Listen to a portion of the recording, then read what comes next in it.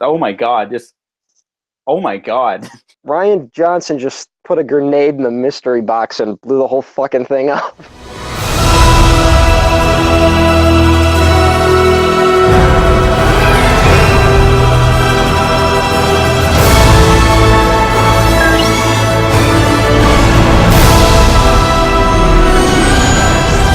I only know one truth.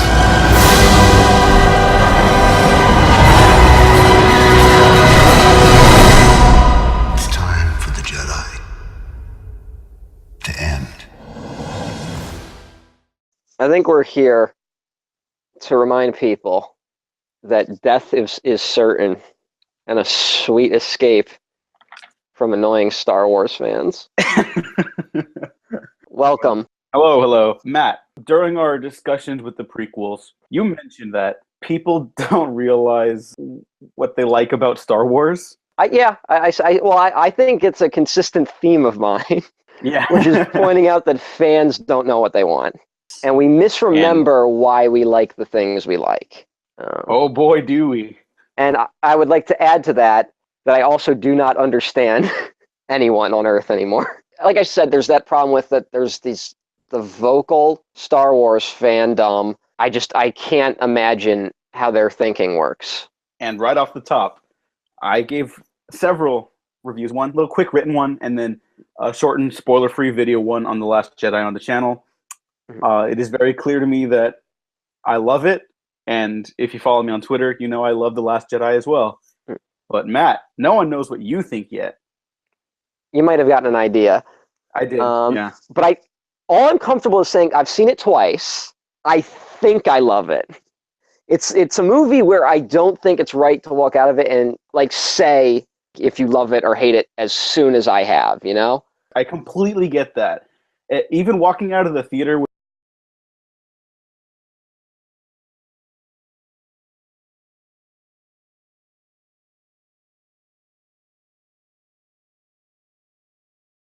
with a bunch of people. Also, shout out to Bobby Moynihan, who was nice enough to accompany me and the group of people who we went to go watch it with at the Disney lot. Well, we all walked out. Not Bobby Moynihan. He left when the credits rolled. Just as quickly as he entered my life, he exited it. But everyone else, we were just kind of like, hey, I don't, what? Like, it's a lot to process, regardless of whether or not you end up loving it or just realizing it's not for you. You kind of just got to experience it for yourself and meet it on its own terms, which is another recurring theme.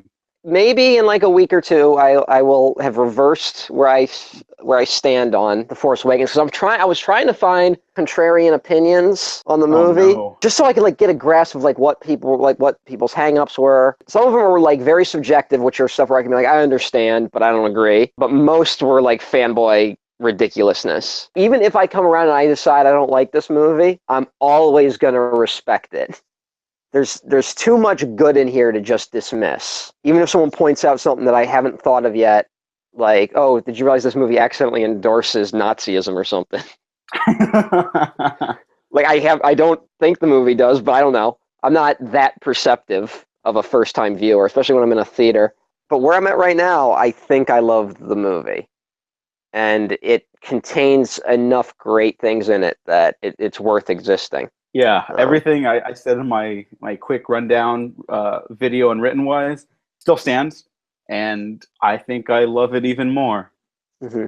No, I definitely love it even more. I went on a little Twitter rant last night before I realized there was a backlash to it, which is a nice period, you know, when you come out of a movie just like, whoa, this is, like, it doesn't matter what other people think at the end of the day, but it's nice to just be in your little bubble for a second and be like, this is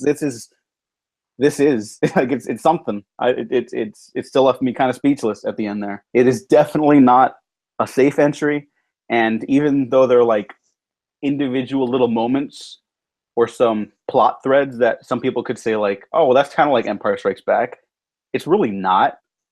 Like, all the characters are separated. There's a Walker sequence, but it's really not at all. So if you come away saying that this is another retread of the original trilogy, like, that's basically on you by this point. Like, I don't think that's too like subjective or objective to say. Also, bless you. Yeah, if you say this movie's like Empire, you're wrong. Like if you like, yeah, in very broad strokes, but very broad strokes. There's a shit ton more happening in this movie than just Empire repeats. Yeah. Like, oh my god, if that's what you took away from this movie, I don't know what to tell you.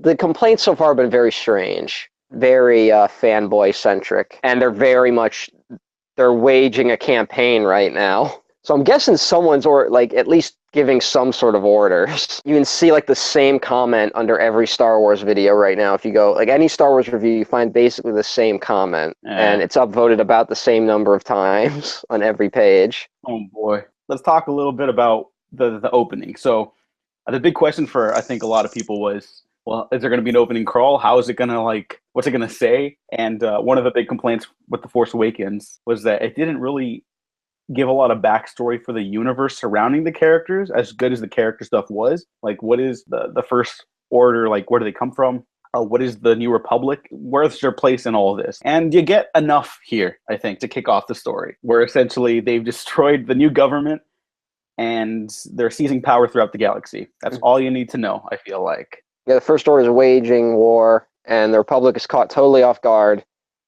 And the only people really fighting back right now are the Resistance. You pretty much get that, and I mean, this movie kind of makes you feel how fucked the Resistance is pretty quickly. I think we're going to be doing this throughout the entire show, but God bless Rian Johnson. Oh my God. Oh my God. The way he raises stakes in this movie so consistently. Another time we talked, you brought up that you wish Rebels was a show about losing, and I quote, need that right now. Mm-hmm. And I feel like The Last Jedi is exactly that idea, like, yes, personified. Not only that, I think I mentioned it in one of these episodes. I think I mentioned how when Luke went back to Dagobah in Return of the Jedi, right? Mm-hmm. Yoda should have said that now that you understand failure, you've completed your training. Yep. I believe I said that, and I believe I was quoting Brad Bird. So guess who shows up and says that exact thing in this movie?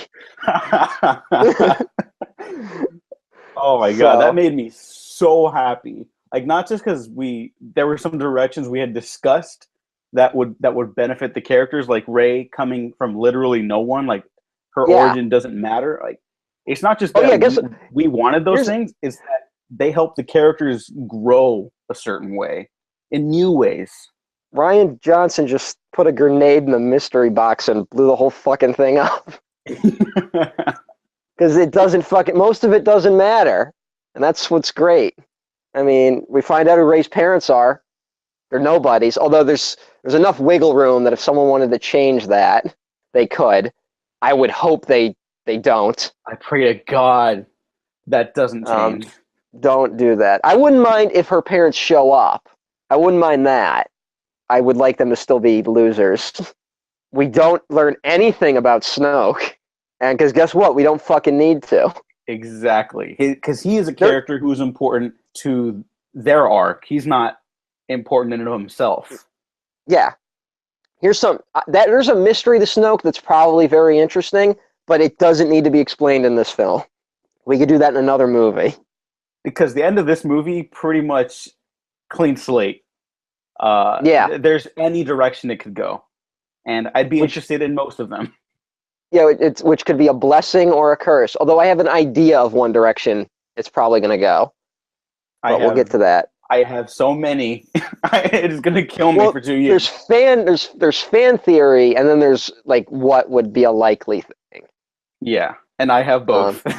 Yeah, it's very much a clean slate, and it kind of puts Star Wars in a place where, I mean, that's the weird thing. I actually think there's a bit of a meta story going on here about how the Star Wars story needs to keep happening, that you can't just end it, that it needs to continue beyond what it was, which is really great for Disney. They can keep making them. The last shot of the movie I'm a little like mixed on still after seeing it twice. I like the idea of it, but it also to me is saying like, look at all the sequels that are out there in the galaxy. And I'm not sure how I feel about that. I feel like that's an unfortunate byproduct, but definitely not the artistic intent, I guess. I don't know.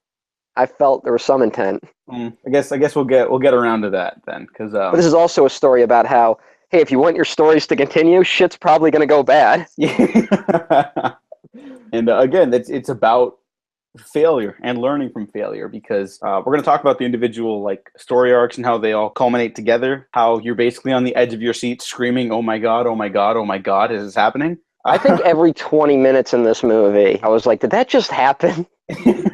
Because I couldn't believe it. And then by the end, it was like every other scene. I couldn't believe what I was watching at times. And I was like, who let this out? We're just like, they let him do that? And from what I understand, they really did just go, hey, tell whatever story you want. And I was like, holy shit. I'm also now very interested to figure out what got Colin Trevorrow fired. Yeah. I want to read that book one day.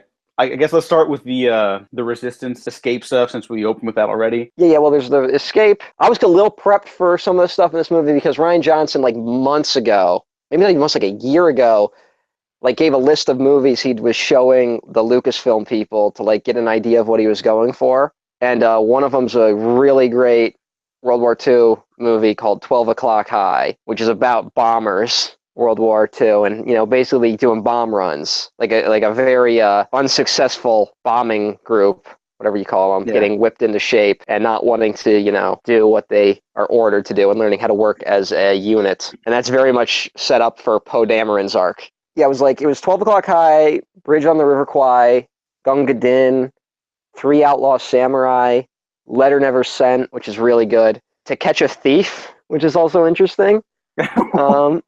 I missed that one. Holy shit. Yeah, he mentioned that one. I think only like a little, like that was mentioned separate. He's mentioned a couple movies, so I would suggest checking all those out. That's like that whole scene sets up the first story with Poe and him not following orders. And you get this great sequence with those bombers, and just from the beginning it's like a slaughter. And you're like, oh no. And even though Yoda appears in it, and I think I actually fucked up on my spoiler-free review because I mentioned the quote that I think attributes to a lot of ideas in the battle sequences of this movie, that war does not make one great. That is not a prequel line, although for some reason I thought it was when I was recording that. Yeah, so the prequels would never say anything that intelligent. That's really Poe's arc, and then it kind of attributes to like Finn a little bit at the end there too. Well, everyone's got their own arc, and all the arcs are kind of connected in a way. And not I mean, like, of course they're connected by the plot. They're all very similar, like searching themselves type arcs. Even Luke has his own, arc. And he never leaves the island, and he has a fully formed, dramatically and narratively satisfying arc. Yes. That's incredible. Although to talk about the first arc, I think Poe's arc might be the only one that I had like problems with. That's not true, actually. Wrong, but go ahead. Well, no, I don't mean like problems as in like this is a bad idea for an arc, or that it didn't feel. It just, for one, he throws a mutiny later in the film, and I think everyone took that a little too well. I mean, because Poe literally fucks up so bad in this movie that he's responsible for like the Resistance being like massacred. That's on him. That was bound to happen anyways, but he made it worse for sure. No, it wouldn't have happened if he hadn't sent Finn out. Oh fuck yeah! No, you're right. It wouldn't have happened. Yeah. I mean, I'm fine with that. I'm fine with him being that much of a fuck up, but he needed to be treated like that much of a fuck up. I get that in the moment, like Princess Leia would be like, "We'll talk about this later." Like right now, we just got to survive. I hope to see some follow through on that, because if I was a member of the Resistance and Poe did that, I would be fucking pissed. And not only that, there's a direct connection because Poe is basically responsible for Rose's sister's death. Yeah, and there's never a confrontation between them.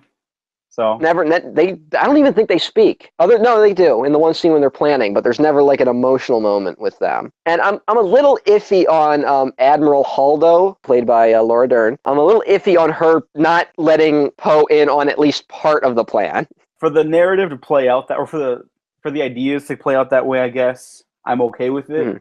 And also because he did get a shitload of people killed in the opening sequence of the movie, and so if it's a need to know basis, he is definitely not need to know at the start of this movie. I get that, but how should I say it? Like, their relationship, it totally makes sense. It makes sense that she wouldn't trust him with shit, and she thinks he's a bit of a hothead, right? It makes sense that she would probably keep that facade up and wouldn't let him know anything because he just keeps acting like a belligerent jerk. But to the point where he basically says, hey, look, I came up with this plan all on my own, I would probably tell him then what was going on. Yeah, and then that way he'd be like, oh shit. And be like, hey, look, you just probably endangered this whole mission. Whatever, I mean, it's a cooler arc because it plays out really well emotionally. It's just that was the one I felt the most like strain in terms of plot versus character. And it wasn't enough. It wasn't like it broke anywhere for me. I could see that one breaking for someone. But it didn't really break for me. And oddly enough, it's not the one I've seen people complain about that much. I haven't heard any complaints about that storyline. Yeah, people love Poe, and I mean he's a great character. Yeah, I love him too. But yeah, fuck you. I think it's weird that there's all these people going like, this movie doesn't make any sense. And I'm like, well, I had a couple problems with this, but they're not talking about that. They're like, are they really in this slow chase? Like, a lot of people have this problem with the fact that there's like the resistance is literally on the run. To me, that's fine. It made sense to me. It took me. I was a little bit like, this is weird. Like, for a minute, it took me to get like, so they're out of range of the Star Destroyers, and they can keep at a speed that'll keep them out of range. And there's a line in it very specifically where when they get that far away, they can't even cover their fighters. So it wouldn't be worth sending TIE fighters out there. Which that explanation probably got missed because it comes at a very pivotal. I can see why people might have missed it. That plot detail is thrown out there right after Princess Leia gets sucked into fucking space. The audience I first saw that with went dead silent. There was a lot of gasps, and then some whispering afterwards, like, "Oh my god!" I was like, that was me. That was the first real moment for me when I was like, the fuck just happened. And I was like, my face just like froze, and I was just staring at the screen like, holy shit. And I'm like, did they really do that? Yeah. And I didn't know how I felt about it at first. I was like, I don't know if that was the right decision, because this is a little heavier given the real life tragedy, passing of the late great Carrie Fisher, rest in peace, who is amazing in this movie. Like, she's really good. She's really good. It's so upsetting that she's gone, just because Carrie Fisher was like such a great person, and she does so good in this movie, and it's very clear that she's supposed to be a big part of the next one. Yeah. Which is a damn shame. Part of that scene, the thing that makes that scene like not, that like it didn't like, I don't know, that kept me in suspense is the fact that they very clearly show her get sucked into space. Like, and to me in my mind, I'm like, why did they show that? And so, the cogs turning where it's like, well, is she alive, or is something going to happen there? Did she let herself get sucked into space for some reason? And then you get that moment where I don't even think she's conscious when she does it. I think she's, it's almost like her internal instincts kick in. And it's almost like when, like Korra or Aang goes in the Avatar state. You know what I'm saying? Yeah. And I've heard people call this out as ridiculous. And I want to say, no, just no. It's not even worth it. And that got... Well, I mean, it got cheers in your audience. I didn't get too many cheers where I was at. Well, the first audience. The second audience I saw it with was kind of quiet. There was like this group of this little family next to me, and they were like eating it up, though. That was cute. There was a girl in front of me at the second screening who was fucking losing her mind. I'm glad she had a good time. I actually liked the moment. I was also a little weird where I was like, wow, we're going there with this. But that's also, I mean, that's other than premonitions, that's the first time Princess Leia has used the Force. And obviously it did hint to something bigger. And it is so sad that this is the last, like, Leia. It's a damn shame. I don't think it's hinting at anything bigger, though. I think there was going to... Obviously, there's no script for 9, so this is no way, shape, or form certified to have happened. But I think you could have done a lot of interesting stuff with Rey and Leia's development together. Yeah. Which is not going to happen now. Yeah. Well, for me, the one is that I know Rian Johnson wrote at least an outline for what Episode 9 was supposed to be, right?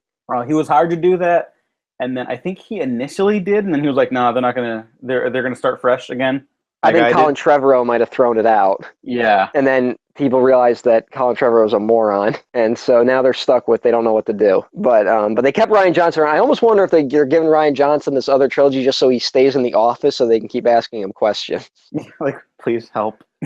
Yeah, because we don't know how to end this. We don't know what to do. I almost wonder. I don't think Rian Johnson's this type of guy, but it does feel like he took away all of the toys JJ could have used and fucked up. My buddy Patrick Campbell, shout out to Real Film Chatter. He made a good point where it's like it's trimming the fat because you don't need all of this to tell the story, but he utilizes that fat from the Abrams era and Force Awakens to still push the characters and the narrative forward in interesting ways. But, you don't need Phasma, you don't need Snoke, but you can use them to push the characters forward. Then he does, and it's great. Well, this is a good time to refocus everything. Yeah. Because the first movie, I mean, I'm a defender of The Force Awakens. I know it's very divisive for people. Like, all these films apparently are going to be forever. I think that's when you gotta start that one really fat with like limitless potential. It has to be able to go in like tons of different directions. And this is the one where you kind of got to go, here's where we're going with this story. So now that they have that set up, it's going to be very interesting. But I just want to say, I think jumping to Rey might be a good one. Also, talk about great, like, classic, like, flow in this movie. Okay, that was one of the notes that I have written down. I know this movie is, like, big, but it doesn't have bloat, really. And if it does, it's still utilized in a way to talk about what the movie's actually about, so it's really not bloat. But the editing is so good in this movie because a lot's happening. Rian Johnson tosses a lot of balls in the air, and then he just starts juggling them. But it's not like, oh no. At least not in the second half. In the first half, I was a little uneasy the first time I watched it. The movie progresses and you're like, oh no, this is the most amazing thing ever. And then the second time I was totally comfortable just going into the rhythm of the movie and just, oh my God. Yeah, it just, the way it was setting things up, paying off, like set up, pay off, just going from location to location because you're literally jumping across the galaxy at times. Yeah. And just little lines of dialogue, like, you must have 1,000 questions, buddy. Where's Rey? Boom. Yeah, cut to Rey. boom. We're Rey. Where's Han? Boom. Cut to the guy that killed him. I mean, it's very simple. I'm not, like, trying to be, but, it's fucking how few Hollywood movies these days actually do that shit. Yeah, it's just, I like that. It was just fun, and I mean, this movie doesn't have to have, like, fucking F for fake style editing. Yeah. But Rian Johnson's a very good filmmaker, so it was nice to see him kind of playing around. And so I just want to jump to Rey really quick, because that's what the movie does. Probably one of the best moments of the movie, which is when she hands the lightsaber to Luke Skywalker and he just throws it over a hill. That was hilarious. It's a joke, but it's also, like, very serious. Yeah. Like, that's a very important moment where, I mean, it's very much saying, like, hey, don't expect what you thought. That's basically all that, like, hey, the thing we thought was super important from the last movie, fuck it. Forget it. Now we're in this story. Yeah, it's almost like a different cinematic language, like the way they make their movies, Johnson and Abrams. They're two very different directors, but not in a way that it feels alienating to, like, jump from one to the other. Yeah, I think that's the most surprising thing to me, too, about both of these movies, is how well Johnson's voice is, like, intact, but also it feels very natural, even though they're doing totally different things. Yeah. Like, this really feels like a nice little duology.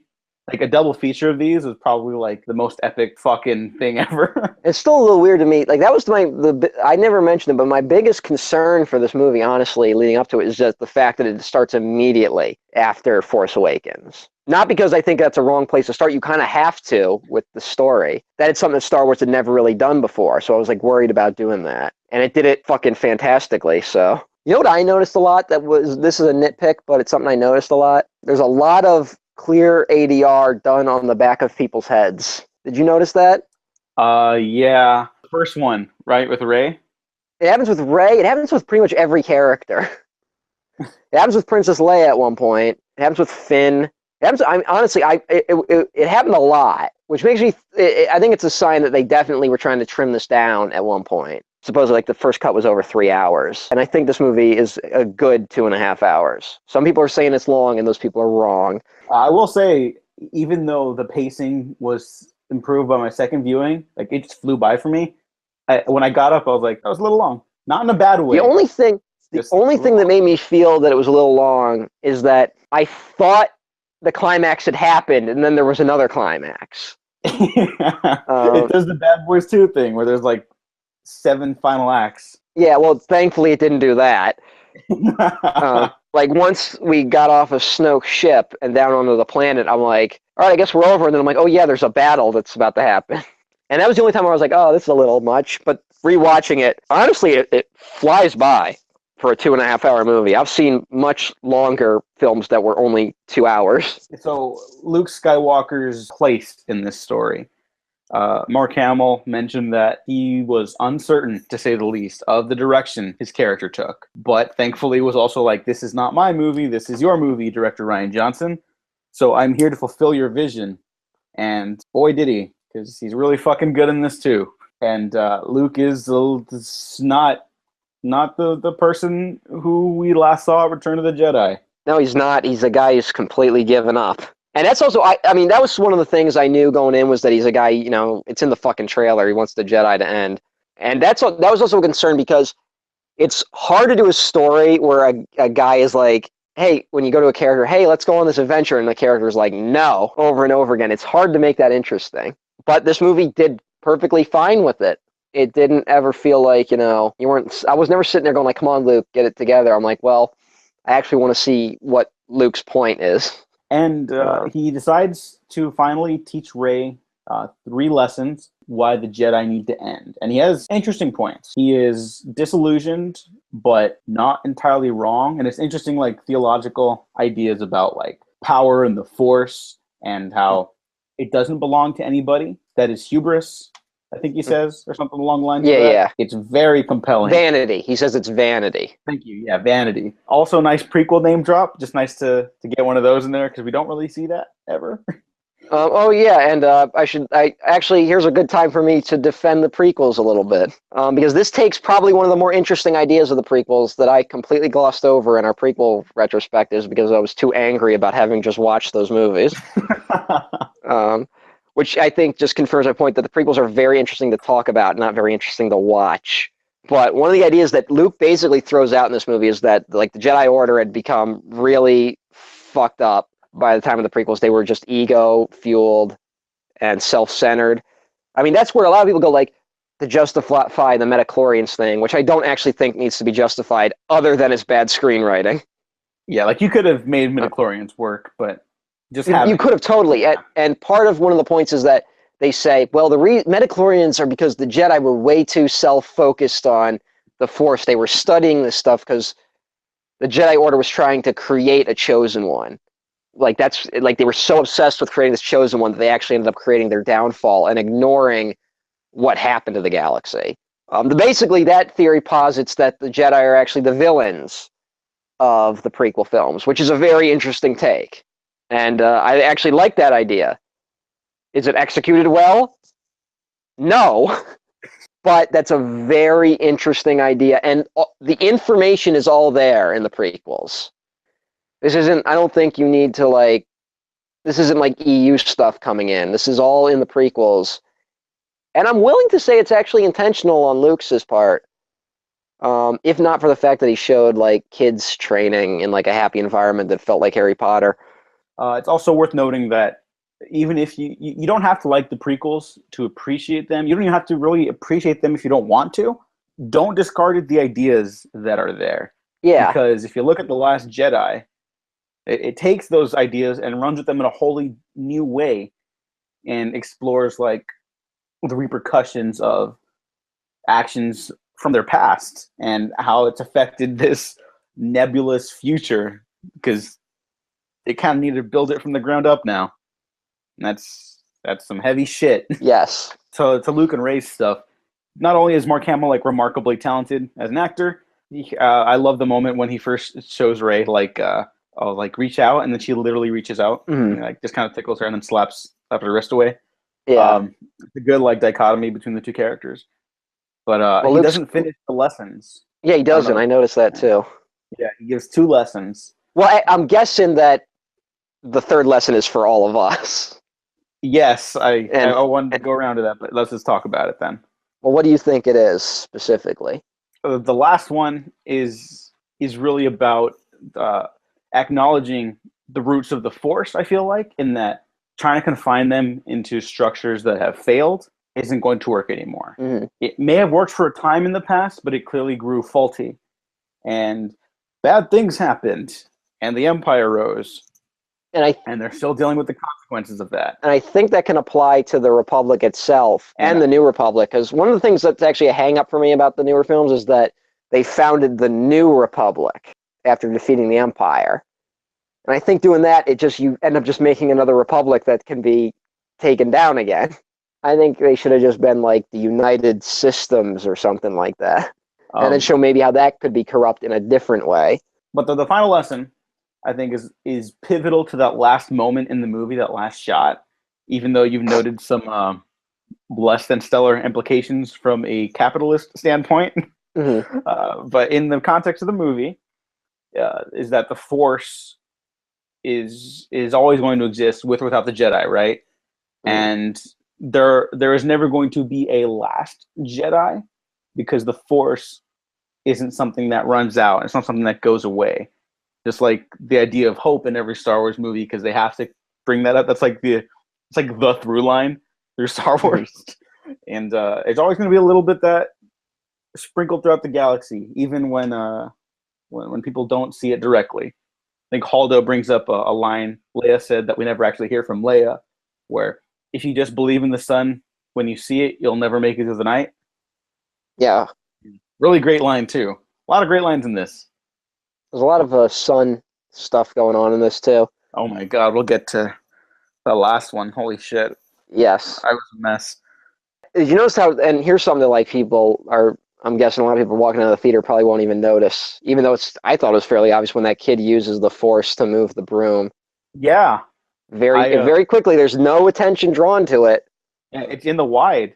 It's just, that's such a weird, peculiar decision, but in a good way. Like, it's unorthodox.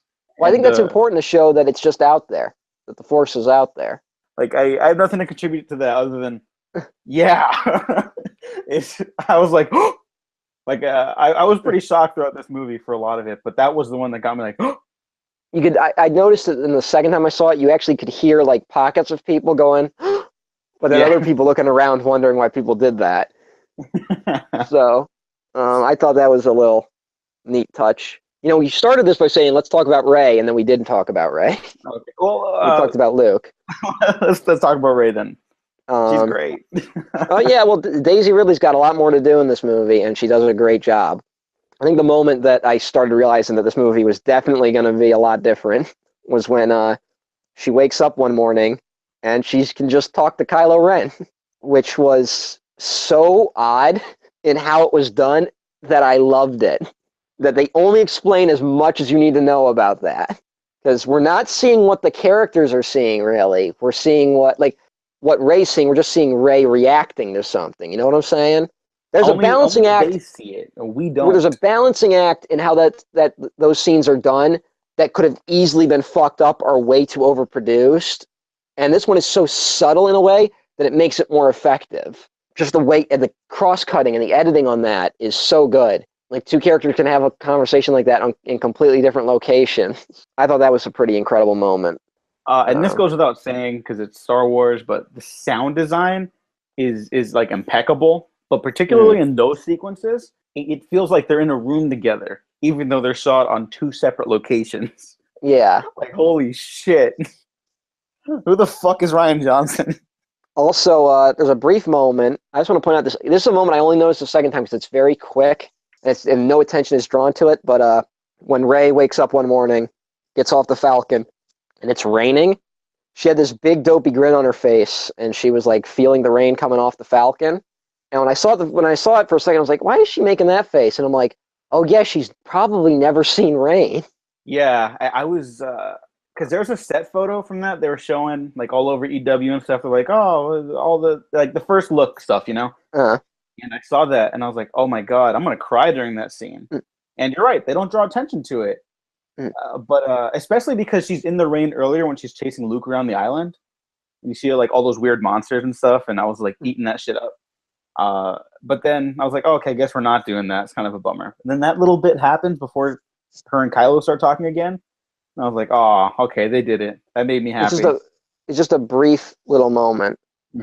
Like she has that line in the first one where she's like, I didn't know there was that much green in the galaxy.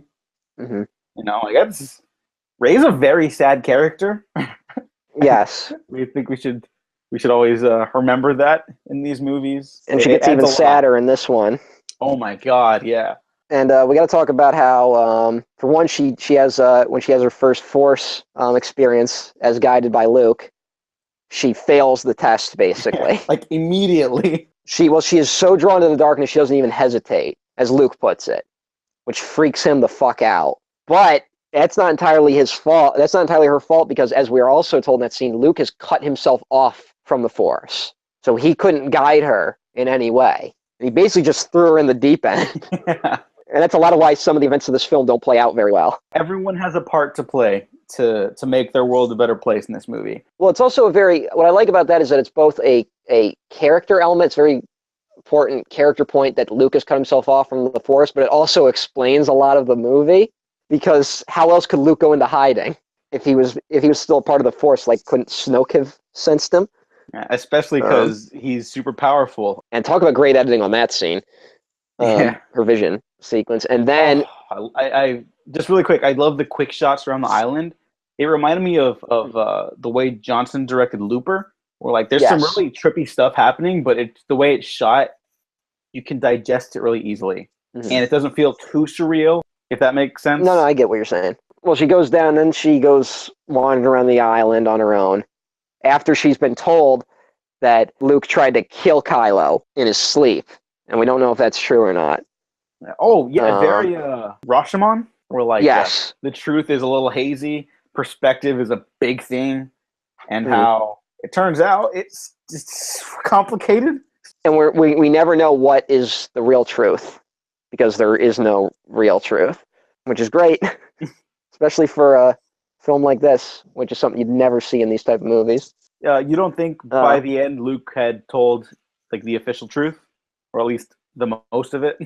I think he told us what was true in his heart. That's all I can say. I think he did feel that way. That doesn't mean his actions matched his feelings, which we actually see a couple times in this movie.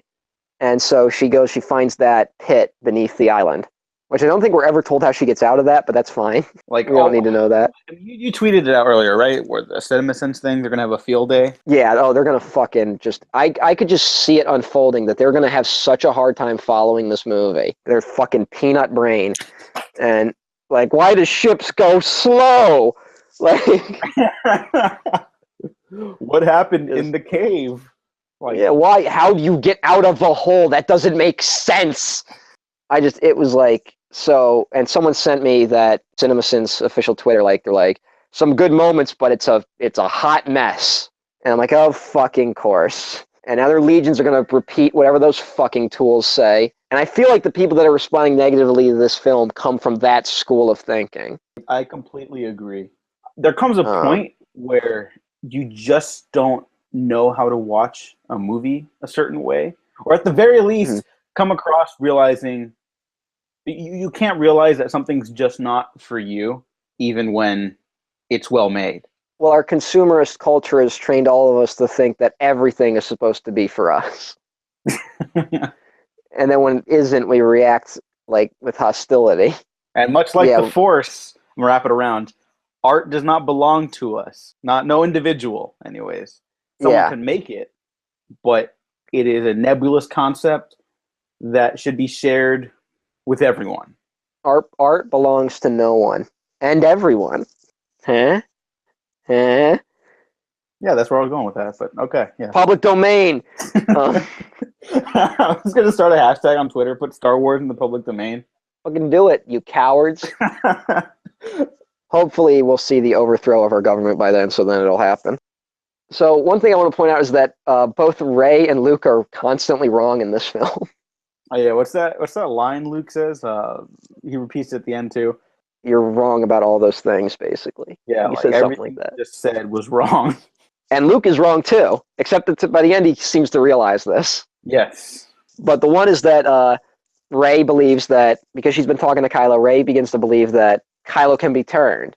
Because, hey, it happened to Darth Vader. Why can't it happen to Kylo? And Luke believes that there's no good in Kylo, and that he can't be turned. And they end up both being wrong, which is great in a way. Also, we talked about it, but we didn't talk about the implications, really, that Luke created Kylo Ren, essentially, and that he's brought about the next villain of the Star Wars universe, the next omnipresent overlord, essentially, by the end of this movie. Not as clear-headed as the previous antagonist, obviously, which makes him that much more interesting too. But he also we also learned that Snoke had been influencing him for a long time, at least according to Luke, and that there was darkness in him before he went to see Luke. But Luke was also trying to tap into like his untapped potential. Yeah. Much like Snoke was trying to do. Very important that the film addresses that he's basically felt manipulated his whole life. Kylo Ren, I mean. Yeah. Very important for what is to come later in the movie. It basically explains why he does everything he does. Yeah. I just want to point out that we're not going to be able to talk about everything that happens in this film. Yeah, no. Because holy fuck is this a dense movie. I just realized I'm trying to like juggle all this stuff, and there's so many avenues we could go down. For that reason alone, I think that makes this a great Star Wars movie. Yeah, is that we're going to be able to talk about this one for a long time. Same way I feel like people are going to talk about Empire. And if I'm being honest, this might be just, I'm riding a Star Wars high right now. But definitely after my second viewing, it might be at least the favorite one I've seen in theaters. It might be my new favorite Star Wars movie. Like, I don't know. I'm going through a really lengthy process of discovering just how much I adore this movie. And I didn't expect to love it that much. We were both pretty optimistic about it, but oh my God. I am in no way ready to rank any of them. Yeah. Now. And even when I will say that both the original Star Wars and Empire Strikes Back are on such nostalgic pedestals that it'll be hard for me to logically dethrone them, even if they should be. You'll have to wait a while. Fair. Yeah, totally fair. I think we can take. Is there anything else you want to say about Rey? Not at this point in the movie, but I do like that, or I love that her and Luke continuously call each other out, and they're both working out their feelings. Which I don't know if people know this, but that's a lot of what Star Wars is people dealing with their emotions in vastly different ways and being wrong and failing and learning from that failure. And I feel like it's a little hard to admit. I brought it up in The Force Awakens. If you can't get on board with some of the ideas that are in that movie because it's more than just a rehash, which is also important to acknowledge, I think, for people to accept this movie, that your heroes will let you down. If you're going to have trouble with that then, I think people are going to have trouble with that now. Specifically now. I also think it should be pointed out that Pablo Hidalgo, who is part of Lucasfilm, I think he's part of the story group, is on Twitter, and it's also a very divisive figure among Star Wars fans. I love him because he seems to get a kick out of people who get mad at him. But he points out that a happy ending is only when you decide where you decide to end the story. So, you're not guaranteeing eternal happiness just because if you want to continue a story, that probably means you're destroying a happy ending, which is what you're going to kind of have to do. I like that. I didn't see that tech or tweet. I like that. Yeah, it's very interesting. I didn't realize he was talking about The Last Jedi when I saw it. So, I don't know. People are so upset about Luke being like a miserable old man, and I fucking love it. Like, I love that his character has gone in this direction, because it's not because I'm not like, this is so dark and serious. It's just interesting, and I don't think it destroys anything, but that's just me. I don't get these fans. And also, I think a lot of them feel that they're being personally attacked when Luke goes, Luke Skywalker, the legend. Like, and he calls out that idea of being a legend because the old EU is now called Legends. I think some fans out there are taking that as a personal attack. Oh, I could totally see that. And as a lifelong Luke Skywalker fan, like, he's my favorite Star Wars character ever. And so this movie was a little hard for me at times. We'll just say that. The fact that if they don't explain thoroughly, they at least explore the idea that even though, he's a great hero, doesn't mean he's a perfect human being. Depending on how far he went with the origins of Kylo Ren or whatever's, the fact that he felt the need to exile himself anyways, just for even, like, let's say he did just think about it and decided not to murder him in his sleep.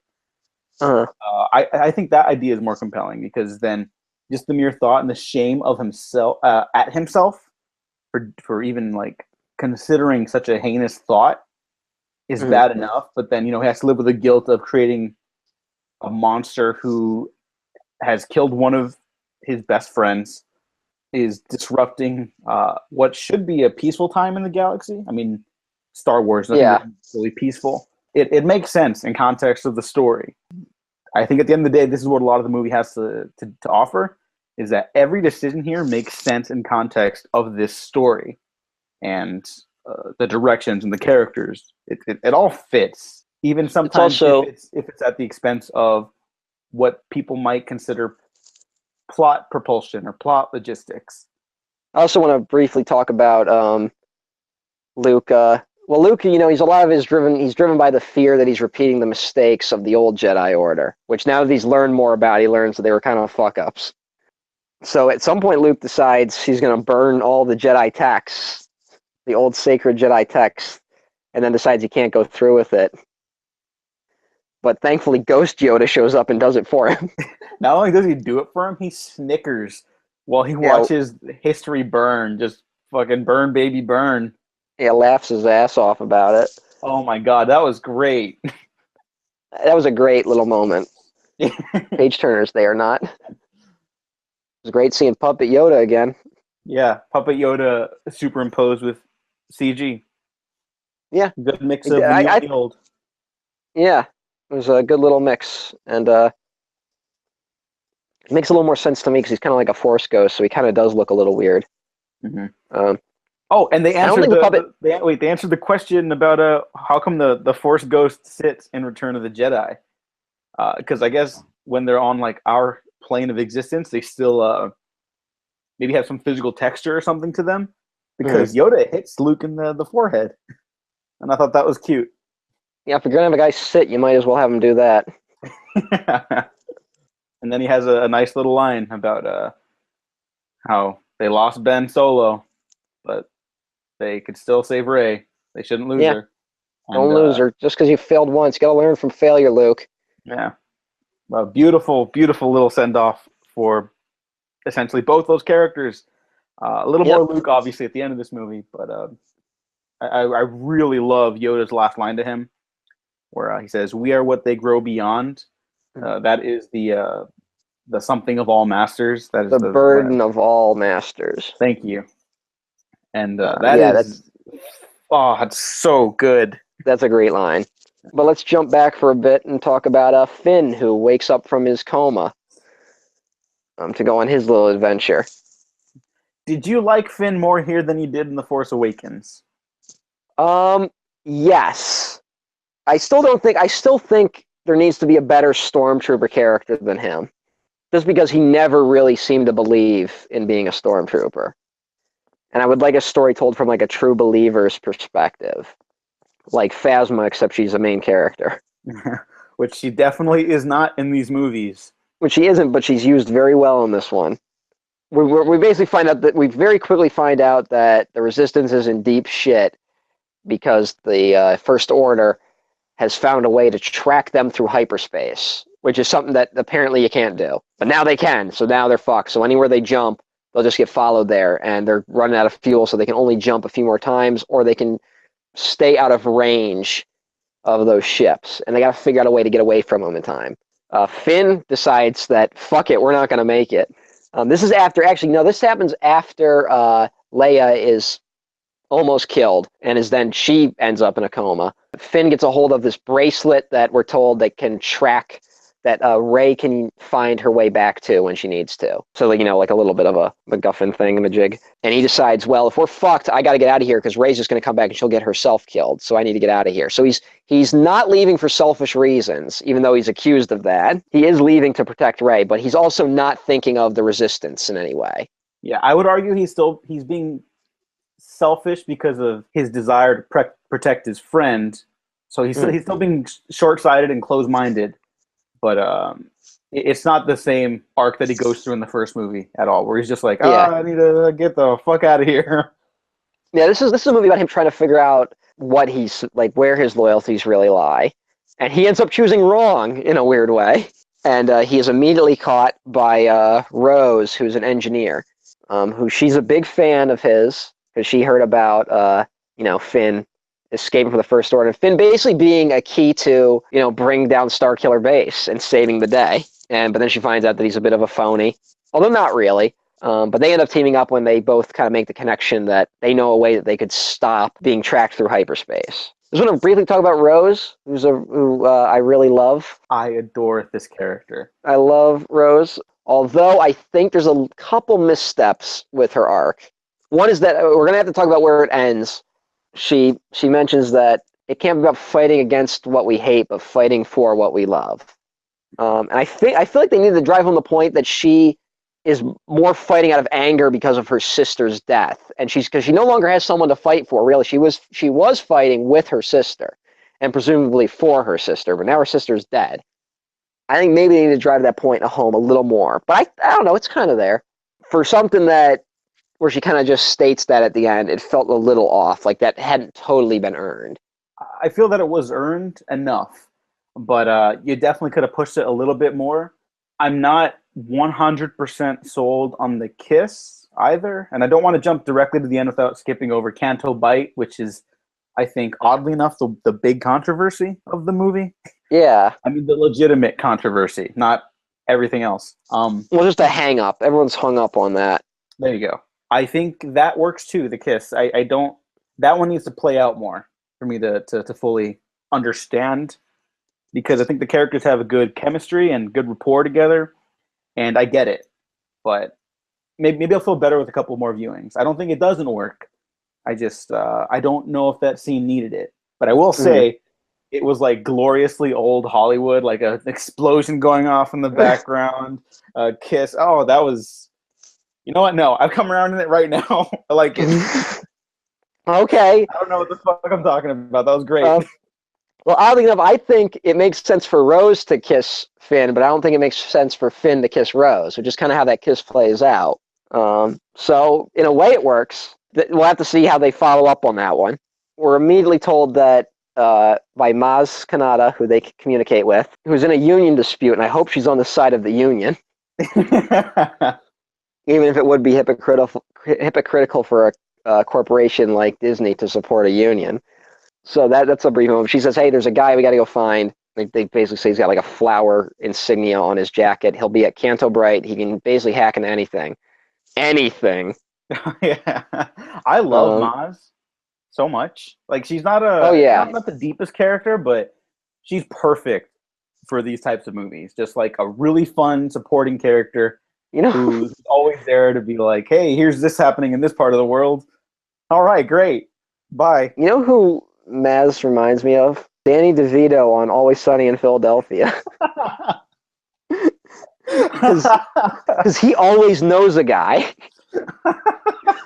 Like, every time there's a plot point where they're like, whenever they come up with something stupid on a show, we're like, hey, we need to start stealing, like, priceless items. They're like, I know a guy who can break in. Like, give all of Frank's lines from Always Sunny and give it to Maz. They like run into her on Canto Bite. Oh, I dropped my Magnum condom. Can I offer you an egg in this trying time? Woo! So they have to go to Canto Bite, which is a casino planet. And this is the point. A lot of people are like, this subplot is boring. Which, first of all, it's not a subplot, but whatever. It's the fucking plot of the movie. The subplot would be the romantic connection between Finn and Rose, but the plot of the movie is that you got to go to Canto Bite. Would you consider it a detour? Not in a negative way, because it doesn't start off that way, but then you find out it was a necessary detour, given that it's about these characters learning to fail. Well, no, you need to go there to get this character, right? Right. You need to go there to get this hacker, so it's not unnecessary in any way, even if they leave with a different person. No, you still need to go there. I didn't mean like unnecessary, like you don't need it in the movie. You need it in the movie because they failed at the end of it. Yeah, in a way.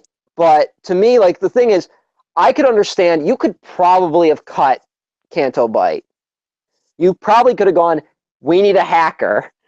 Let's get, we know a guy who works below the ships. And that's Benicio del Toro. Or maybe he was a deserter, and you can get him, and then he ends up just being like a turncoat at some point. Like, he wasn't even part of the resistance. He just got caught up in this whole thing. You could have done that, but that would have fucked up the whole movie. For one, we would have been stuck in on those ships for way too long. And it would have gotten boring being stuck on those ships. Well, you need to mix things up a little bit because you literally would only just be going back and forth between the ships and Luke's island on Octu. Octu. And that would have been boring.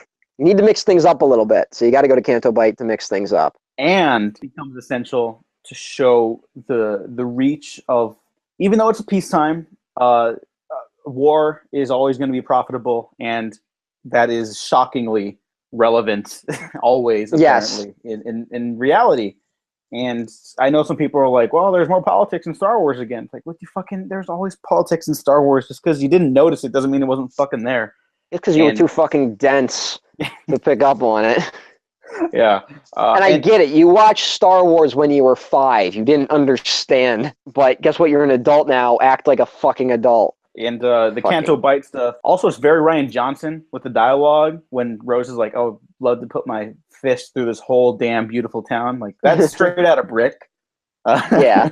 And I loved it. But when they're showing, like, just how nasty everything is, even when it has, like, a beautiful coat to it, it is, you can look at it, you can admire it, but you have to be aware of it also. And well, that's any casino, really. Yeah. And when they're going around, they meet the kids, and she shows them the little ring, and you're seeing the new rebellion grow, and yes, how there are always going to be people in need of help and hope. Although, hold up, I very much want it to stay as the Resistance and not turn into Rebellion again. I'm okay with keeping it the Resistance, but they started calling it Rebellion again a lot. I know, that kind of bugged me. Yeah, I don't know how I feel about it yet. Probably a marketing decision. And some people were like, oh, well, it's just touching on animal rights activism. Like, that's weird to put in a Star Wars movie. One, no, it isn't. And two, it's nice to see that people also miss the point of this subplot entirely. Yes. Or not a subplot again. Just, now I'm fucking saying it because everyone's stupid and pissing me off. Yeah, it's important to know that people miss the point of fucking the most obvious shit ever. Like, I don't get, and this doesn't seem that super political to me. Like, hey, war profiteering is bad. Like, that's a villain move. I mean, what the fuck? That's like a villain thing. That is basically the extent of it. People are like, oh, there's too much happening there. It takes away from the main story. Like, this is the story. It's about this is fucking. We're talking the moral gray areas of the toils of war. The sides get a little murky at times, and specifically important for Finn because he's finding out where he belongs. You know, Rose already knows, and she's got this wonderful optimism in her that reminds me of like Luke Skywalker. Even though they're totally different characters, I think that's a similar trait that they have. Fuck, Rose is great. Rose is great. Well, she's got optimism, but she's got an anger underneath. Yes, she's way more feisty than Luke was. Luke was like, I wanted to go to Tosche Station. And then she's like, I'm going to fucking burn everything down, motherfuckers. I'm going to start a minor revolution on a planet I was only supposed to be on for 2 minutes. Yeah. Oh my God, that's great. It's my side gig while I'm visiting. But also, this is a good, I mean, there's actually an important like story element here, which is probably that, you know, the reason the First Order could rise is because a lot of these people wanted to hold on to their wealth. So, you know, they would work for the First Order. Because I'm guessing the Republic didn't want to build up a giant military. Just throwing that out there. It's almost like everything in the movie attributes to a larger overall story in some way. Yeah, it's almost like they're telling multiple things at once. It's almost like this is a movie. Fucking dolts. Yeah. Like, I really don't want to get too much of the negative stuff while we're talking about the actual movie, but like, it's fucking hard because everyone. It's hard not to because it's just the I'm hoping that this is just like a wave, and then we'll get, because I mean, right now so far, everyone who's more all the people that seem to like it are sensible people who approach it more as film fans, and all the people who seem to be angry are like Star Wars nerds. The Star Wars nerds they'll get weeded out after the first week. I'm hoping other people will start talking about it. Let's talk a little bit about DJ, Benicio del Toro's character. Yeah, so he has a stutter. And I like this character a lot. Shout out to whoever made sure they cast Benicio del Toro and not Johnny Depp. Because they so easily could have cast Johnny Depp in that role. I feel like every Johnny Depp role should now, until the end of time, be replaced by Benicio del Toro. Yeah, fuck yeah. Is he even named in the film? I don't know if he is. Yeah, I'm not sure. I don't remember if anyone calls him DJ. You think someone would ask him his name at some point? Yeah, maybe that got cut just for time. I get that. And he gets caught up in their adventure. He's going along to make a profit. And I gotta say, one problem though is that like the first interview Benicio del Toro gave about his character, like over a year ago, he said, "Oh yeah, I'm playing a bad guy." So that was one of the few I'd read, so I like knew what was going to happen with his character from the start. But in a way, I honestly think I would have been able to figure it out had I not known that, because everything about Finn, Rose, and Poe's arc, you just know from the beginning it's going to fail. You know it's not going to go well. I didn't know And it was going to fuck up that badly. In a good way. And yeah, well, I had a feeling it was going to go pretty bad, and it's just this torturous just watching it play out. And honestly, they put the Resistance in such a corner in this movie that any hit they take feels like a massive hit, you know? Yeah. Like any blow they take is just like, it feels catastrophic. So the fact that they could even get slightly damaged by what these idiots are up to is like terrifying. Just as a whole, I love that this movie kind of dials back on the superheroics, I guess, of like characters that were more often found in the prequels and a little bit in The Force Awakens. Not the bullshit Mary Sue argument or anything, just the characters I really like that they lose, and it's often of their own design. Yeah. You know, like they're not that clever until they are, and then there are moments where it's just like, finally, woo! Well, they all got the right intentions. They just don't think things through correctly. Yeah. And they are intelligent, but they're what drives them fucks them up. The very things that make them good are the very things that kind of bring them down in a way. We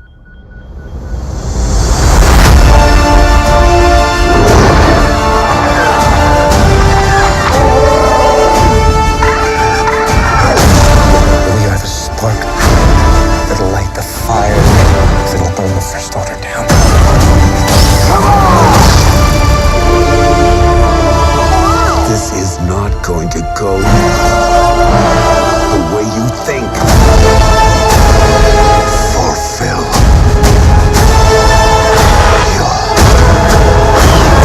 destiny. Big man on campus. Yeah. No, He definitely has more of a soul than I gave him credit for. Yeah. But not in a way that is hopeful, for sure. Yeah, actually, yeah. Yeah, in a way that actually makes him scarier. More like a more competent Joffrey Baratheon, I feel like. Yes, I could see that. Yeah. And makes him scarier. And a really, really interesting antagonist. Because if he wasn't the main villain in the galaxy, he was the main villain for our story, the primary antagonist. He is by the end of it, like on a grand scale. Well, it's almost like an evil empire was formed, and then it got handed over to an even more evil person. Yes, that. Which totally doesn't reflect anything happening today. Yeah, he becomes very frightening by the end of this film. But before that, he gets mocked by Snoke, who we see in person in this film, and who has a great throne room with his guards. Oh, I love that set. I'm sorry, I just need to talk about that for a second. The drapes. I didn't even know there were drapes initially until the fight later. It just looked like this. It's lit so fucking well. Who's the DP? Hang on, I gotta give props. It's Rian Johnson's DP. He worked on all his films. Steve Yedlin. Yeah, they always work together. Just mwah, chef finger kiss thing. This is a beautiful looking movie. Great. And that throne room is just stunning. Just marvelous. Okay. But yes, Snoke, real. Snoke's a real guy, and he actually has powers. And even though he's not a giant like I wanted, he's a little bigger than an average person. He's big, and he's got a messed up head, and he looks great in this movie. Oh, the CG is scary good. There's definitely some puppetry going on too. There's no way that was all CGI. Oh no, I think Circus did the motion capture work for it, and so like there's these little ticks that you can't achieve with a fully CG character, like these little inflections in the way they move, you know? Yeah. Yeah, and that was just a total pleasure to watch. I loved Snoke. But if those teeth looked real. Yeah. I don't know. If those were CGI teeth, that's some pretty fucking great CGI. You know what was really unsettling to me? Not his wound, not the way he spoke, not even his hands. Although they're pretty big, and that scares me for whatever reason. His eyebrows are really unsettling to me. Yes. They look like naked mole rat hair. Mm-hmm. He looks like a naked mole rat. He does, hey. Oh, like if a naked mole rat fell into like the vat of toxic waste that the Ninja Turtles fell into. I don't know. I gotta look into it. But did they do any puppetry on like his body? Like I know you talked about the mocap, but I don't know. Something about Snoke looked really good in this one. Like his face was still clearly CGI, but his body looked very real.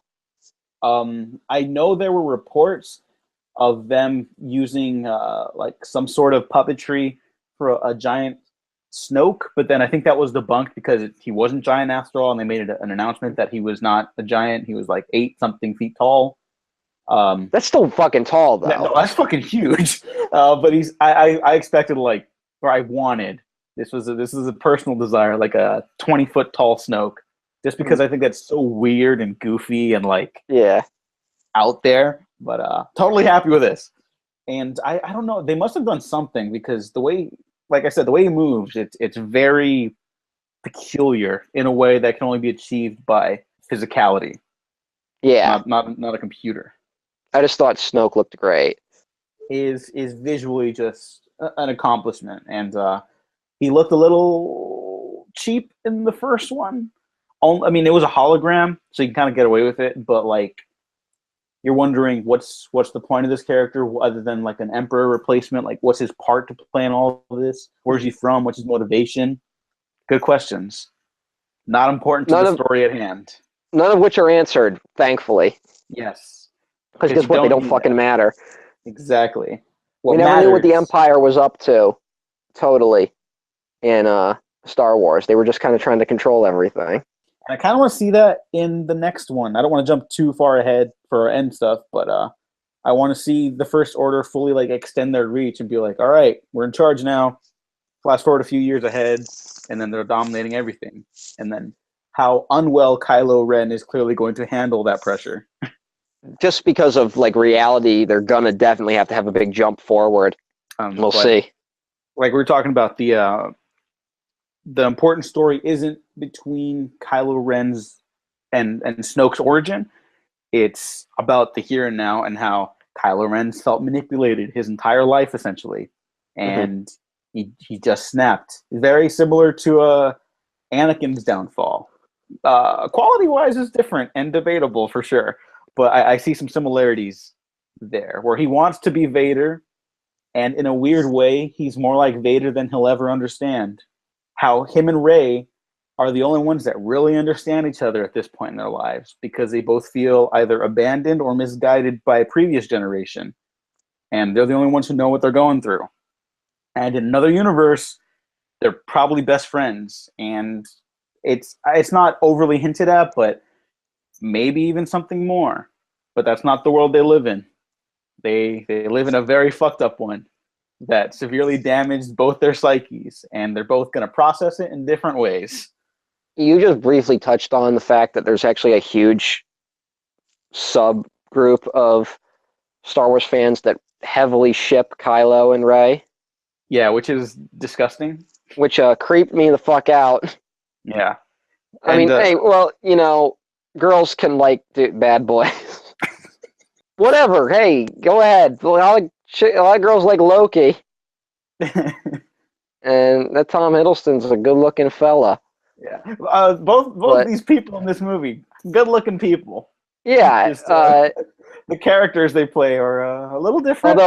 Although Kylo Ren kind of looks like a goofus at times. Oh yeah, I think one of the most common complaints from The Force Awakens that kind of bleeds over to this I've already seen is that Kylo Ren's not like a big old badass. He kind of is at times, but I'm paraphrasing here, but they're like, he's not that cool. I'm just like, well, fuck it. No, he's not. Because he's not. Yeah, no, he's a very sad little boy. And what does Snoke tell him? Like a lot of great lines in this movie, but he tells him like, you're just a child hiding behind a mask, and then he destroys that mask. Yeah, and which it means that mask was probably Kylo's idea. Yeah. Also, can we talk about that? If Kylo Ren came up with his own name, Ben, not a creative fella. No. Ben's Knights doesn't sound as good. No, it sounds like a fast food place. Yeah. So just wanted to throw that one out there. And this is another nitpick. No appearance from or understanding of what the Knights of Ren are. It just feels kind of like a throwaway line at this point from The Force Awakens. Kind of, but there's a lot of great setup for what could happen in the next movie. Oh yeah, and that's why it's just a nitpick for me, really. And also, it's not important to this movie because you don't need them. Yeah, you don't need them. This is a long gestating attack sequence with a handful of characters from all over the galaxy in one location, essentially. And that's it. That's all you need, because that's all the story needs. Mm-hmm. And there's probably going to be an appearance next time, I think. But we'll obviously where the story goes, who knows? But yeah, Kylo's upset about being manipulated, and even with Rey like holding out hope for a potential friend, it's not going to happen that way. They both still want very different things. Yes. And the maybe one of the top 5 moments in these new Star Wars movies, Kylo Ren kills Snoke. Cuts him the fuck in half. I was genuinely wondering what was going to happen there. I was like, okay, he's probably going to turn. But I'm not going to lie, I was getting a little nervous in that first half. I was like, oh, they're trying to make him look a little nicer, trying to make him, I don't know. And then you see that he was kind of manipulating Rey too, even though he wasn't exploiting, or he was exploiting the new relationship that they had with one another. Let's bring it back for a second. Because there's one point where that's in the trailer briefly. Kylo Ren makes a run on the Resistance ship when it's escaping, when they catch it in hyperspace. After a hyperspace jump. And he destroys their hangar, which kills we directly see kill characters very brutally. Mm-hmm. Which is another moment where you're like, oh, the Resistance is fucked. Also, Noah Segan. He kills Noah Segan, another Rian Johnson constant in his movies. Oh, right on. Yeah. Did you see Gareth Edwards in this? I did. I'm happy they still have a better relationship than some of the other directors they worked with. I noticed that there wasn't a Trevorrow cameo, unless that got edited out. So those people get. Also, just to point out, I noticed that there's a lot of just gonna say sexist fanboys saying that all the girls kick ass in this movie at the expense of the men. We see quite a few female characters die on screen. Yeah. Because that's what happens in war. So, and it's not in an exploitative way either. It's what happens. So Kylo makes the run on the ship, and then he almost kills his mother. But backs out of it. And supposedly that's the moment where Snoke probably sensed Ren's hesitance, right? Yeah. Kylo had to have known that Snoke would sense that. So he was probably playing Rey a bit when they made that connection. Because when Snoke reveals that Snoke is the one that actually connected their minds through the Force, Ren is shows a little bit of surprise, but not a lot. It looks more like confirmation to me. I don't know about that. I think he was genuinely surprised, and I think that he was confused about how he felt, because even at the end of The Force Awakens, he is clearly conflicted after killing Han. Like when he's shouting traitor at Finn while beating his bloody side, I think there's a little mixed signal as to who he's actually referring to and what he's feeling. And here, when he can't pull the trigger on his mother, that I agree, that's when Snoke realized, like, all right, I gotta tighten some loose ends here. But I don't think he fully agreed to turn until the throne room confrontation. And it's not even really a turn, it's more taken advantage of. I think he made up his mind before that. I'm not saying when he first started talking to Rey, but at some point I think he might have put the pieces together. Because he's a lot more confident going into the room than Rey is. Rey is acts confident, but then is almost immediately cut down. Ren makes it very clear that he knows the truth about her parents, which he doesn't reveal immediately and waits to reveal that. So he knows that turning her isn't about giving her over to Snoke, because Snoke's not trying to turn her. Snoke's planning to kill her. So when Ren's talking about turning her, he means turning her to his side. So I think Ren knew going into that room he was going to kill Snoke. I can get on board with that reading, even if I don't fully agree with it. But it's a good one. I wouldn't dismiss it. It makes sense to me. Yeah, it made sense second time watching it, because I did not think they were going to fucking kill Snoke. I was stunned and realized very quickly that that was the best possible solution to this narrative thread right now. Well, for me, that was the moment where it's like, now this movie can go anywhere. That's what I felt, at least. Not just the movie, the trilogy. Yes. Yeah. Which, I mean, obviously, we're just talking about one movie at a time here, but that really goes to show that the third one is it can't be Return of the Jedi now. There's no way. Yeah, like you could try to do it, but that would just be a total miscalculation. Yes. And it would fail so hard. And JJ is known for his miscalculations, so yes, but I think he can learn too. But I think I also think that, and I think he's maybe smart enough to see what Ryan was doing with this movie, because now he doesn't have all the toys anymore. Yeah. So he had. Because then we go to that Snoke killed, and then there's the amazing fight with the guards, which is probably another just amazing lightsaber fight. Is there any lightsaber dueling in this movie? No, there actually isn't. Yeah, there's one lightsaber fight, and it's with the guards, and Rey and Ren don't even fight each other. Yeah.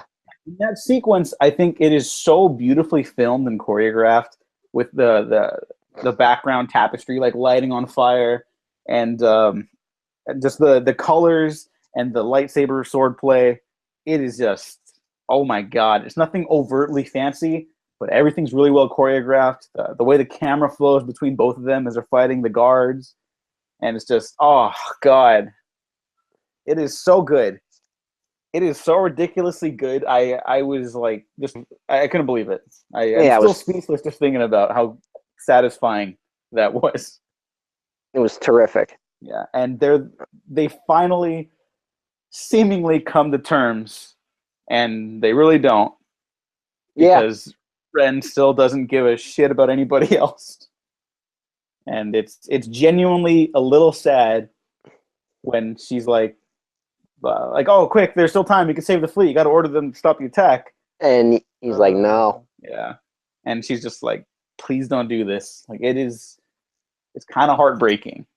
And is that that's when he plays the trump card, right? Of he knows who her parents are, right? Yeah. So, didn't work, Kylo.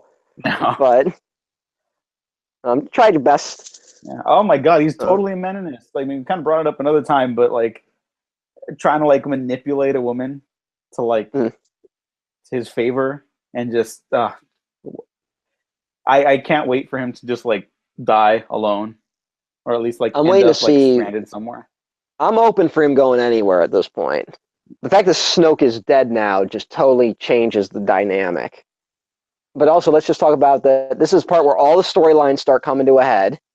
Rose and Finn have broken on with Benicio del Toro. Oh, yeah. And they're going to try and shut down the hyperdrive tracker, and they get caught.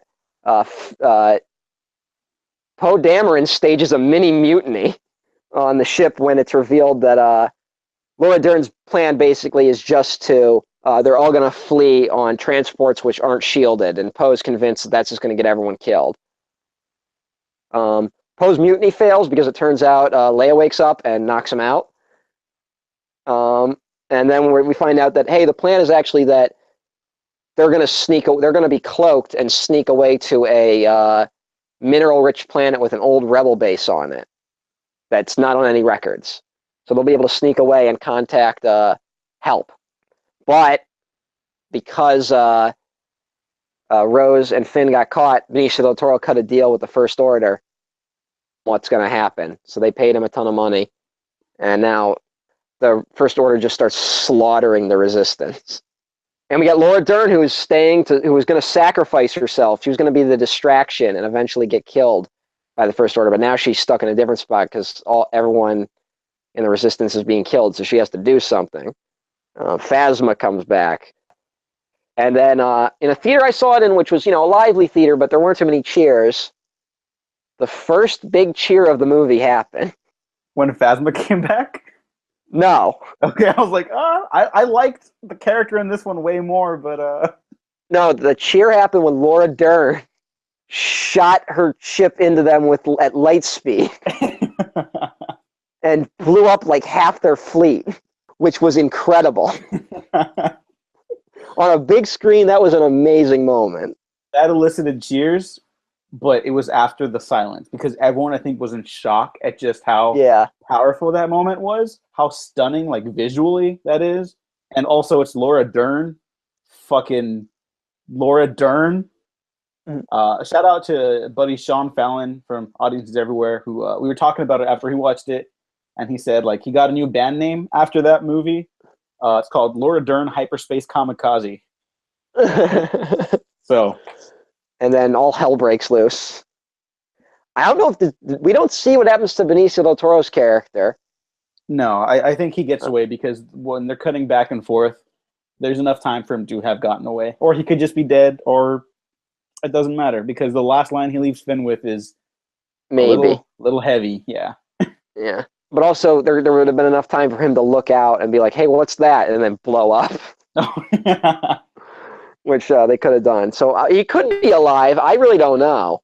But one person who doesn't live is Phasma, who she gets it. And she has a great, she's only in this movie for 2 minutes, but she has a great little moment where you see her eye looking back at Finn, which is just a reminder that even though she's under that mask, she was a person too at one point. Mm-hmm. That's just a little brief moment that's pretty great. Yeah, and I know there's not really a lot of quote-unquote fan servicey moments in this movie, but I would say, and not as a negative, showdown between Finn and Phasma is definitely that, but not in because you don't totally need it. Yeah, you don't totally need it, but at the same time, I would argue that it benefits Finn's arc because now he's not entirely running away anymore. I think that's the moment where he's officially allowed to show through action, physically, that he's gonna stick around to fight against the First Order. Yes. And it's a pretty kick-ass, quick little fight too. Yep. It's very brief, but doesn't need to be any longer than it is. Yeah. Even though that scene feels like the climax of the film, it isn't. Because then we go to the Rebel base, and it doesn't really matter because they're fucked because the Resistance basically the First Order caught them. Also, she mentioned that, the lightsaber got broken, which is a pretty important moment. Yeah, I mean, this one really cleans the plate from leftovers of all the previous Star Wars movies, really. The lightsaber that has gone through 3 generations of Skywalkers is no more. It could always be retrofitted onto a staff-type item if someone wanted to do a little bit of a Darth Maul type thing. Yeah, that'd be kind of cool. It might be a little more adept for Rey. Just throwing that out there. Yeah. Never thought about that. That's cool. This movie's not precious about anything, really. Yeah. Which is part of what makes it great. The only thing it didn't, fuck up, destroy, which I thought they would, honestly, as we were moving into... Because as we're moving into the final act, I honestly got the feeling that this movie could go anywhere. And, I was like, everyone's going to die. And they didn't blow up the Falcon, which I thought was going to happen. Yeah, we talked about that. And the way the story ends up playing out, it's like, oh yeah, that makes sense not to do it in this one. No offense, but JJ probably won't have the guts to destroy the Falcon. If he does, I will give an enormous amount of props when it happens, because I think they need to sooner than later. We'll see. I could see it maybe surviving a couple, like maybe like 2 more movies. But that's it. Also, we brushed over really quickly that we lost a real hero in this film very early on.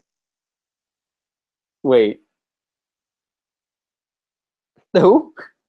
Admiral Akbar's dead. Oh, fucking no. I was genuinely like confused. I was like, wait, no, he didn't. You don't remember? No, I remembered that. Yeah, when they're like Admiral Akbar and all the fucking Akbar blew up. If I even a bet man in Vegas, I wouldn't have bet that. And even though he dies on screen, he really doesn't, because it's not vital to the moment. It's about like no. He gets one line in this movie and then dies. Yeah. Did you notice that it's a trap? It is like every variation of that, except it's a trap. Because it was a trap. Yeah, that just made me happy. It is not a movie concerned with pleasing fans, to say the least. It's a film that very much wants to challenge. Like, it's basically a film telling fans to put their money where their mouth is. Yeah, there you go. It is a challenging Star Wars movie. And yes. I think that's what's going to make it last more than anything. It's a fucking well-made movie, especially for the budget, because I know God knows how hard it is for these things to come together at that size, but yeah, it is god damn. And I'm going to be living in suspense to see if they can keep this up and do another good one. It would be unfair to see if they can keep it up for, if they can make a movie better than this, but I would like to see one that's at least good.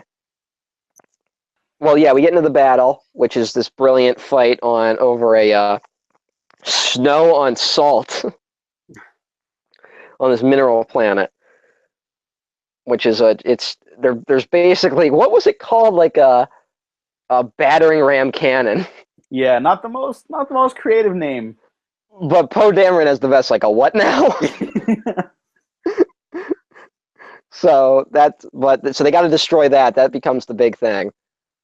I could see people complaining about like suddenly ending up here, but I don't know. I think it works. I do too, because it ultimately continues the trajectory of the ideas in the movie, where that you don't have to win in a battle to be victorious, and just because you do win, sure as shit doesn't mean you're going to get anything out of it. Mm-hmm. Which I think is very important for Kylo Ren's final scene in the movie. But let's hold off on that. Let's talk about everything else just really quick in the battle. I like that the ground looks like it's bleeding. Yes. Just beautiful. Just kicking up all that snow, just making all the... it looks great. Such a visually interesting battle. And that's when I started getting the moments where it's like, where shit's starting to get bad. We get towards the end of it when Poe finally realizes, like, hey, maybe we shouldn't sacrifice ourselves to do this. Or we can't really do it. We've lost. We have to accept that we lost and take the hit. Finn decides he's going to sacrifice himself. And I honestly thought that was going to happen. I thought so too. I was bracing for it. I was like, please don't do this. Please don't do this. Please don't do this. And I was so nervous. Like, I was like, are they really going to do that? And it got very close, and then it didn't, because Rose crashed into him and saved him. But then we go to thinking Rose died. And I'm just sitting in the theater like, fucking don't do this to me. That's when I was like really like lose. Like there was like a fucking panic attack that last act of this film. Like I was just fucking losing my mind. Of course, we find out that they've sent out a distress signal, but no one's coming, and they've been abandoned. Except for Luke Skywalker suddenly shows up and has a great little moment with Leia. And I just want to say, so, like, he has that fight with Kylo. I'm assuming everyone who's listening to this has seen the movie, so I don't need to build it up like it was built up in the fucking at first I immediately thought he was a projection when he showed up, right? But then everyone could see him. And I thought that a projection would only show up in like Leia's mind. So I was kind of left in suspense of like, is Luke really there or is he not there? And the movie doesn't address it immediately, which that's a fucking daring thing to do. Because so many people would probably checked out when Luke showed up. And that movie trusts that people wouldn't do that. Because honestly, let's say if Luke had just shown up like that, it would have been bullshit. Like, how'd he get there and why does he look so different? And also, there's all these subtle hints that he's not really there. I wouldn't say subtle, but like, he's using a lightsaber that he wouldn't have. Yeah, that was the first thing that crossed my mind. I was like, nah, they're going to explain it. By that point, I was convinced that he wasn't really there after the cannon barrage. I wasn't sure. I honestly was in suspense that whole time because I was like this, because I was honestly just in the grips of the movie. Like, I was ready for it to go anywhere. I was almost ready for Luke to like blow up the planet with his mind. like they could have taken that in any direction. I'm kind of talking a little shit because I wasn't entirely sure. Like, they could have like had him start bleeding or something. I could have been cut by the lightsaber, and I would have been like, "Oh shit, I knew it," but I really didn't. Yeah. Like, I was still super glued to the screen, and I will say that the second time I watched it, I noticed that the sand beneath his feet doesn't change like Kylo's. It doesn't change when they're walking across it. There's a lot of moments like that, and I mean, Luke, he brushes the salt off him, but there actually isn't any salt there. Yeah. So it's a great little moment. Also, there's a line like, "Hey, how'd he get in there? There must be another way out of this base." You know, you think, "Oh, all right, now they're going to explain how Luke got here." Like, you're kind of like, that's kind of where your mind's at. But then when you finally get to the end of that tunnel, you realize that there's the hole there. It's not big enough for anyone to fit. So that pretty much like shows that, oh, that's not how Luke got in. But I was so fucking nervous that I was going to see Luke get stabbed to death on the screen.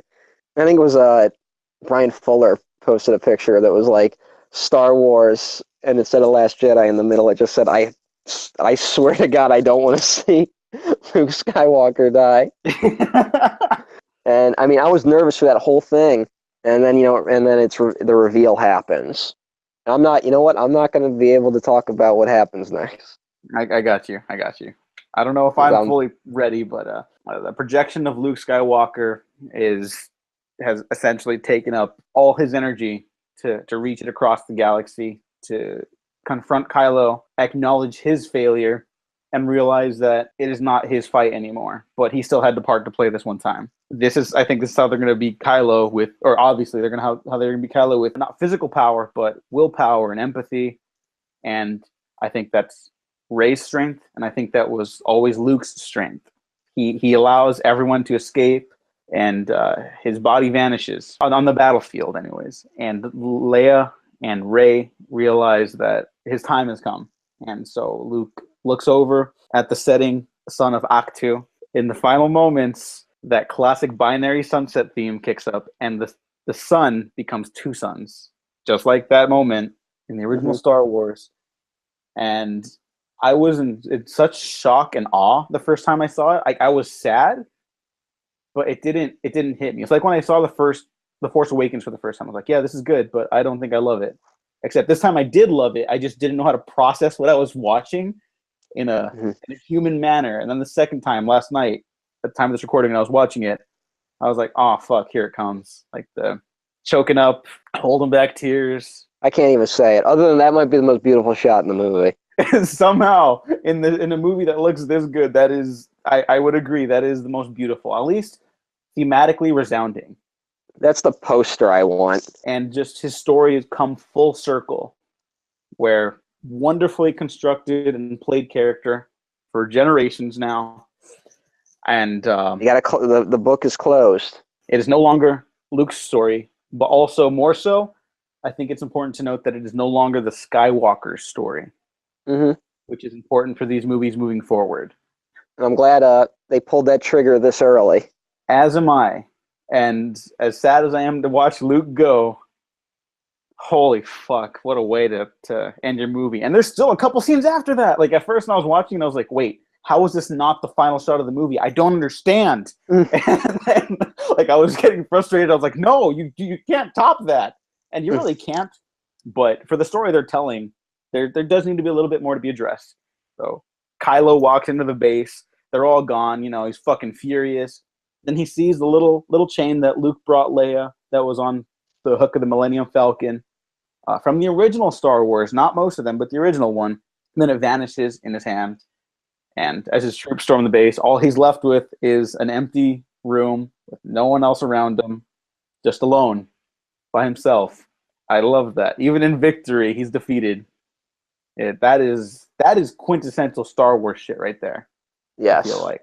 And the final moments in the Millennium Falcon where everyone's kind of just licking their wounds, and they're just like, holy shit, what do we even do now? And then Leia tells Rey, like, we have everything we need, and all they need is each other. Obviously, more than that, but you got to start somewhere. Rose ends up like Finn at the end of The Force Awakens. I guess all of these movies are going to end with someone passed out or knocked unconscious. Possibly. Oh, Poe and Rey meet because they never met in the first movie. That was a nice little moment. Yeah, I was like, oh yeah, that didn't happen, and that was great. And then they hyperspeed off into another unknown future as they have to rebuild a new resistance, we'll call it, until it's officially announced that they're building a rebellion. But it's still not over. There's one more little tidbit where we see these young kids talking about the myth of Luke Skywalker. And they're just playing with their toys. We see them earlier on Canto Bight. They stand up to one of the I guess alien horse things. I don't know what they're fucking called. There's a whole subplot with these kids. Yeah. That's very brief. That is a subplot, kids. And so fucking pay attention. They're whipped back to work, and this little kid storms off angrily. He walks out to this hangar bay.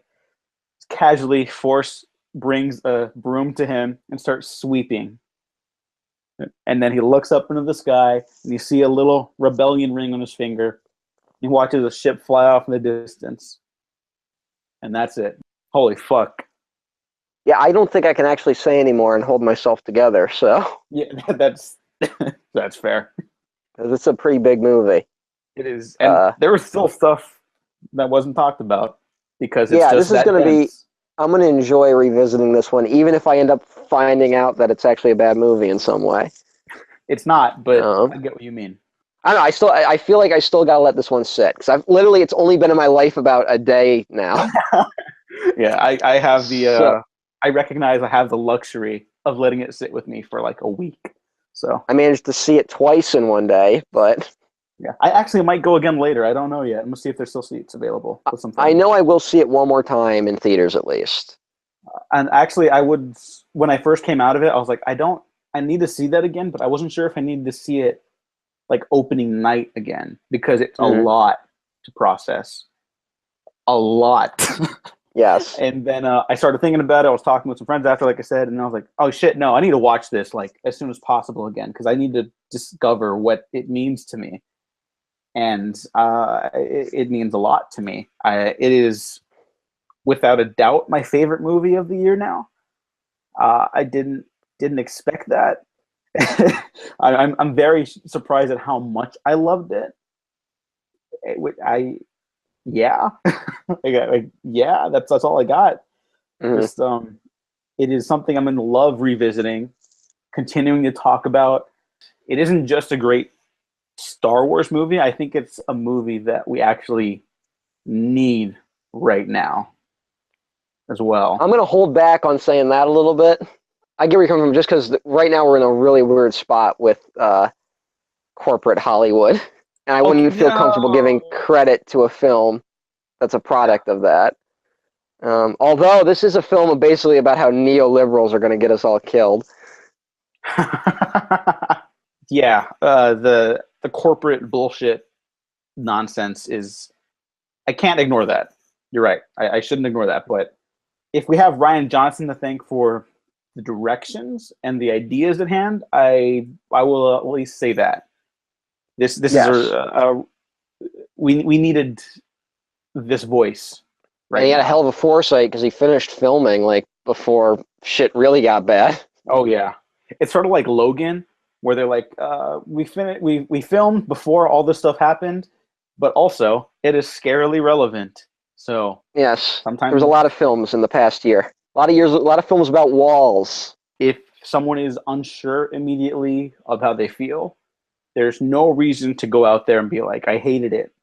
And if you didn't like it, it's also okay too. Just make sure you understand why you don't. Who cares what anyone else thinks?